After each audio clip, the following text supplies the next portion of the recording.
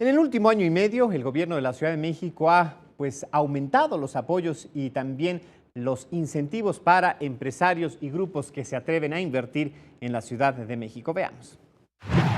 En la Ciudad de México se han apoyado a más de 400 sociedades cooperativas, dio a conocer la secretaria de Trabajo y Fomento al Empleo de la Ciudad de México, Amalia García Medina. La titular de la dependencia indicó que el tipo de cooperativas que se están formando en la Ciudad de México van desde las que producen alimentos, las que elaboran prendas de vestir, cooperativas culturales y de tecnología, entre otras. El gobierno de la Ciudad de México, en un convenio con el IPN, les brinda asesoría por 6 meses y 200 horas. Se les capacita para que puedan impulsar su propio negocio, para que tengan su plan de negocios, para que puedan hacer su plan de ventas, su comercialización, es decir, para que sean exitosas. La Secretaría del Trabajo de la Ciudad de México les provee el equipamiento que requieran, tras haber presentado un buen proyecto y haber sido aceptadas.